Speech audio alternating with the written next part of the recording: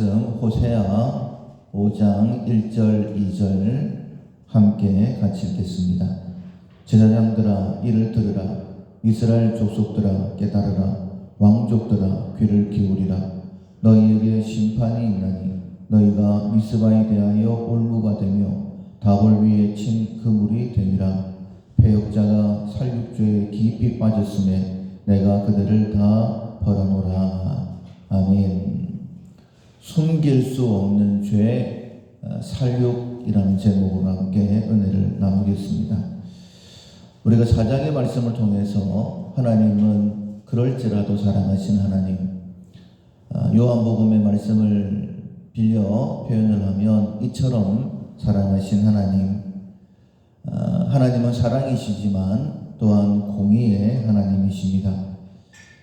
진리, 인애, 진실이 없고 오히려 속임과 저주와 살인이 가득한 우리의 삶, 그래서 땅은 쇠잔하게 되어지고 거기에 살게 되는 사람과 짐승과 공중의 새, 바다의 물고기까지 사라지게 되는 그런 하나님의 징계가 따르게 된 우리의 삶이죠.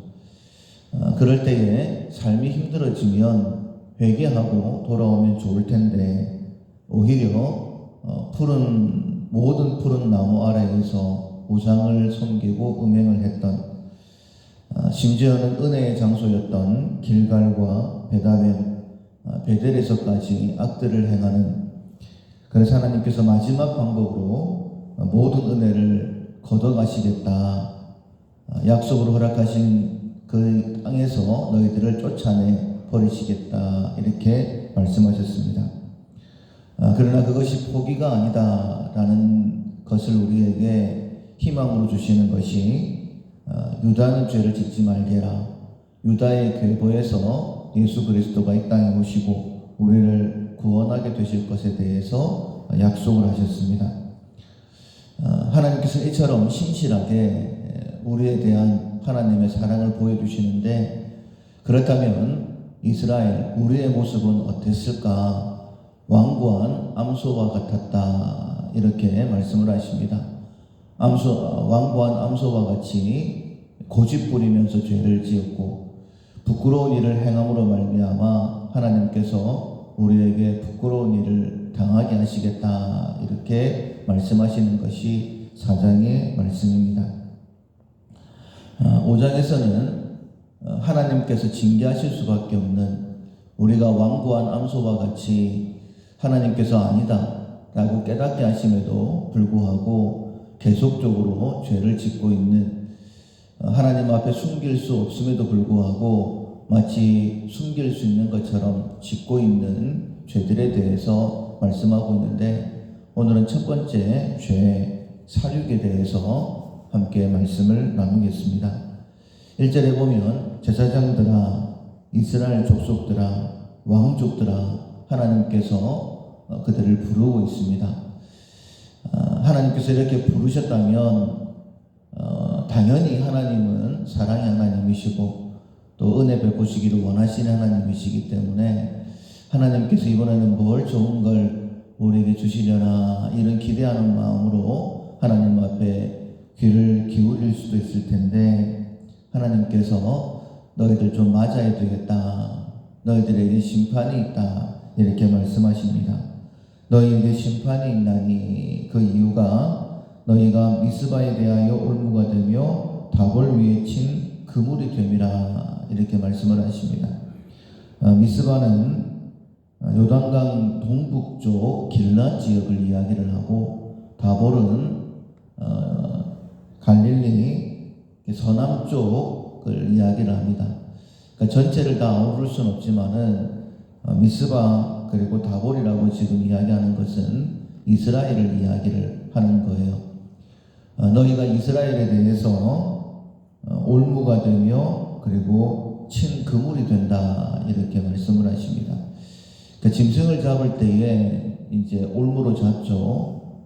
모르게 숨겨놨다가 올무로 잡게 되는 것이고, 날아가는 새들 또 땅에 앉아 쉬고 있는데 그물을 던져서, 아니면 그물을 쳐놔서 새들을 잡게 되어지는, 우리는 그물이라고 하면 물고기만 잡는 것으로 알고 있는데 새를 잡을 때도 그물을 쳐놓고 잡는 것, 지금도 그렇게 하고 있는 지역들이 많이 있더라고요. 모르게 아닌 것처럼 해서 잡아버리는, 죽여버리는 그런 죄에 대해서 지금 말씀을 하고 있는 거예요. 정확하게 2절에 보면 이렇게 말씀을 하십니다. 패역자가 살육죄에 깊이 빠졌음에 내가 그들을 다 벌한다 라고 말씀을 하십니다.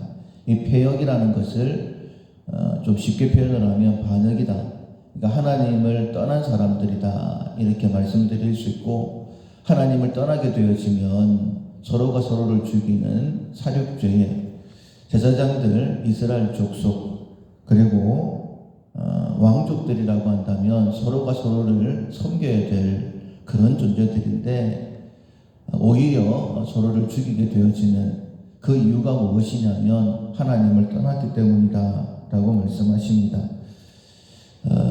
하나님께서 아담과 하와를 지으셨을 때에 돕는 배필로 지으셨죠. 완벽한 존재이지만은 하나님께서는 그들에게 서로 섬길 것을 그렇게 말씀하셨습니다. 그런데 욕심으로 하나님을 떠나게 되었을 때에 아담은 그 여자로 하와를 부르게 되어지고, 그 하와로 인하여서 선악을 알게 하는 나무 실과를 따먹게 되어서 하나님을 떠나게 되어지죠. 아담과 하와의 관계도 그렇게 깨어졌을 뿐만 아니라 우리가 알고 있는 것처럼 가인이 아벨을 돌로 쳐 죽이게 되어지는, 하나님을 떠나니 섬겨야 될 그런 자리에서 오히려 상대방을 죽여버리는 불만이 생긴 것이죠. 만약에 하나님께서 나의 제사를 받지 않으셨다라고 한다면 자기 자신을 돌아보면 얼마나 좋겠습니까? 그런데 패역한 자, 하나님을 떠나니 완악하게 되어지니 잘못을 자신에게서 찾지 아니하고 상대방에게서 찾게 되어지고, 아벨만 없으면 될 텐데 이런 생각이 있어서 아벨을 죽이게 되는 것이죠. 아벨이 사라져서 되는 것이 아니라 내가 회개하고 돌이켜야 되는 것입니다. 그런데 대놓고 죽이지는 않죠. 우리가 보통 보면 그렇지 않은 듯이 마치 양의 탈을 쓴 늑대처럼, 아닌 것처럼 우리가 흔히 이제 뒤통수 친다 이런 말을 하고, 요즘 사람들이 얘기할 때에 사람이 제일 무섭다 이런 말을 합니다. 앞에서는 아닌 척 하면서도 뒤에서는 불평불만 가지고 그렇게 서로 죽이는 그런 제사장, 그런 이스라엘 족속, 그런 왕들이다 라고 말씀을 하십니다. 아합이 대표적으로 그런 일을 행했다라고 성경 말씀을 기록하고 있죠. 이스라엘 궁 옆에 있는 나봇의 포도밭이 너무 좋아서 그 밭을 가지고 싶어서 나봇에게 그 포도원을 나에게 팔든지 아니면 내가 좋은 것 줄 테니까는 나와 바꾸자라고 얘기할 때에 나봇이 거절하죠. 그때에 아합이 식음을 전폐합니다. 그때에 이세벨이 왜 그렇게 걱정을 하느냐, 왜 그렇게 밥을 먹지 않고 걱정을 하느냐라고 했을 때에 나봇의 포도원을 가지지 못한 것을 얘기합니다. 그때에 왕이 되어놓고서는 왜 그러느냐라고 하면서 이스라엘 그 나봇의 포도원이 있는 그 지역의 장로들에게 편지를 보내죠. 그리고 그 장로들이 비류들, 깡패들을 사가지고 나봇이 하나님과 왕을 저주했다 이렇게 거짓 증언하게 해서 나봇을 죽이게 되어집니다. 그리고 그 땅을 차지하게 되는 것이죠. 마치 아닌 것처럼 나봇을 죽이게 되어지고, 아합이 하나님 앞에 버림받게 된, 물론 많은 죄들도 있지만은 결정적으로 이 죄로 인하여서 아합 가문의 피가 이스라엘 평원에 흐르게 될 것이다라고 하나님께서 그들을 징계하셨던 내용들이 나옵니다. 아합만 그러느냐? 아니죠. 우리가 그렇게 존경하는 다윗 역시 마찬가지입니다. 죄는 자기가 지어놓고 밧세바와 함께 우리아를 전쟁의 제일 앞에 보내놓고서는 요압에게 딱 우리아만 남겨놓고 뒤로 철수해라. 그래서 자기들 손이 아니라 적군의 손에 우리아를 죽게 만들어버리는, 하나님께서 그 죄로 인하여서 경노하시죠. 아합의 피가 이스라엘 궁에 흐르게 될 것이다라고, 이스라엘 평원에 흐르게 될 것이다라고 말씀하신 것처럼 이 일로 인하여서 너희 집안에 칼이 끊이지 아니할 것이다라고 그렇게 말씀하셨다. 우리가 숨긴다고 숨겨지는 것이 아닙니다. 하나님께서는 우리의 죄를 다 아시는 것이죠. 그 죄로 인하여서 하나님의 노를 격발하게 되는 것입니다. 너희들이 패역하여 살육죄를 지은 그 죄로 인하여서 너희들이 멸하게 될 것이다라고 오늘도 우리에게 경고하시는 것입니다. 우리는 예수님을 믿는 자들이죠. 예수님께서는 이 땅에 섬기는 자로 오셨다. 제자들의 발을 씻기시면서 너희들이 나를 선생으로 하느냐? 그렇다면 너희들도 섬겨라. 이렇게 말씀을 하시죠. 인자에 온 것은 섬김을 받으려 함이 아니라 도리어 섬기려 하고 자기 목숨을 많은 사람의 대속물로 주려 함이다 라고 분명히 말씀하셨죠. 우리가 정말 하나님을 따른다라고 한다면 우리 역시 하나님의 마음을 가지고 섬기게 될 것입니다. 예수님께서 말씀하신 것처럼 내 본성을 억누르고 자기 십자가를 지고 예수님처럼 우리의 생명까지도 주는 그런 자리에 있을 것입니다. 그러나 내가 만약 하나님을 떠난다라고 한다면, 내가 패역한 자리에 있다라고 한다면 그 결과 나도 모르는 사이에 다른 사람들을 판단하고 정죄하고 앞에서는 아닌 것처럼 그렇게 양의 탈을 쓰고 있지만은 내 마음의 분노로 그 사람을 죽여버리는 그런 죄를 저지르게 되는 것이죠. 하나님께서는 그럴지라도 우리를 사랑하시지만은 우리는 패역하여 하나님을 떠나고 완고한 암소처럼 계속해서 이런 패역의 자리에, 살육의 자리에 있다라고 우리에게 경고의 말씀을 주시는 것입니다. 다시 한 번 더, 나는 하나님을 가까이 하는 사람인가? 하나님의 그 마음을 가지고 섬기는 사람인가? 내 자신을 죽기까지 내어주는 그런 사랑의 사람인가? 한 번 더 돌아보셔서 하나님께서 징계할 수밖에 없는 그런 살육의 자리가 아니라 하나님께서 더 기쁘게 사용하실 수 있는 섬김의 자리에 서는 우리 모두가 될 수 있기를 주님의 이름으로 축원합니다. 아멘. 찬송가 264장 정결하게 하는 셈이 264장 찬양하시겠습니다. 정결하게 하는 셈이 나의 앞에 있도다. 성령께서 공고하심 죄 씻으라 하시네. 찬양하리 찬양하리 죽임 당한 어린 양 주께 영광 돌리어라. 우리 죄를 씻어주셨네.